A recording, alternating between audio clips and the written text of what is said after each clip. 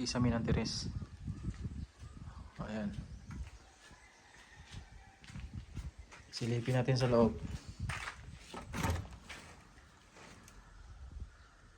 Wow, naka PVC ceiling. Tsaka naka chrome design. May mga ilaw sa bawat corner. Ayan. May 4 yan na ilaw. Tapos isa sa gitna. Naka chrome design yung kisame. Ayan. Yung ginamit dyan na kisame ay PVC ceiling. Ayan, naka-tiles na rin. Silipin natin. Tsaka ito yung kusina. Naka-cove din. Cove design, PVC ceiling. Ayan. May mga ilaw din sa bawat corner. So yun. Malapit na matapos ang bahay. Bungalow house ang bahay na ito. Tsaka may table na. 6 seaters table. Tugas ang kahoy. Ito yung bar counter. Yes, ito yung lababo. Ayan. Ito ikot natin. Ayan. Tapos silipin natin yung dalawang kwarto.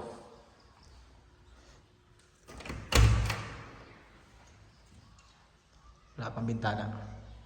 Pero malapit na, pinapagawa na. Ito yung maliit na kwarto, pero malaki na rin. Silip tayo sa pangalawang kwarto.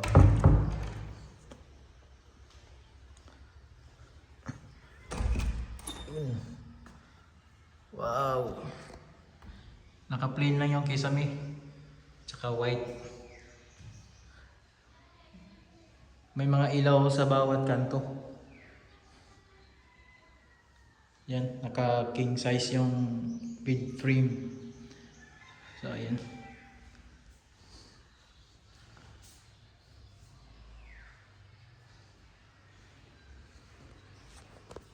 Malapit na matapos, bintana na lang kulang dito.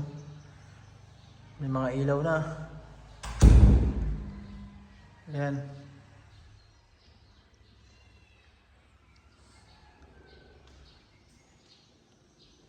Tapos yung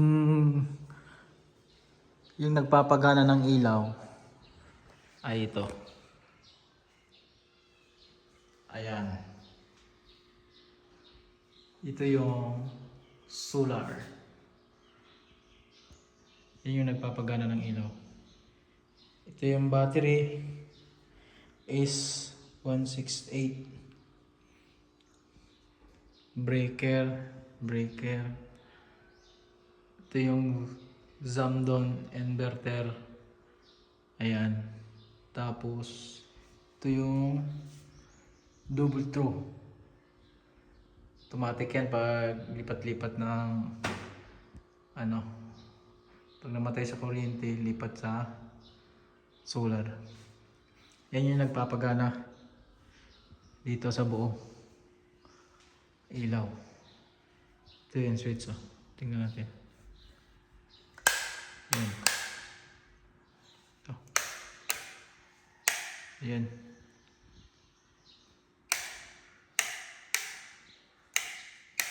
Tatlong ilaw.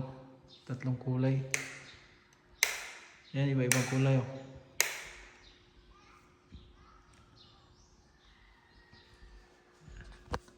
Kasolar tayo para tipid.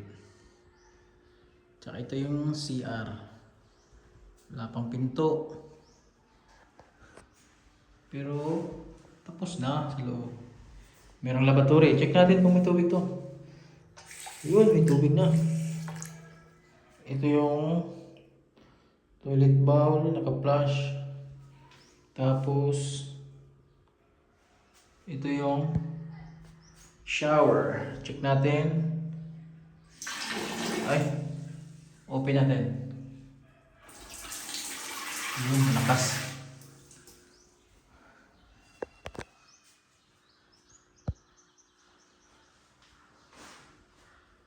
kusina. Ayan. Okay, thank you for watching mga lods.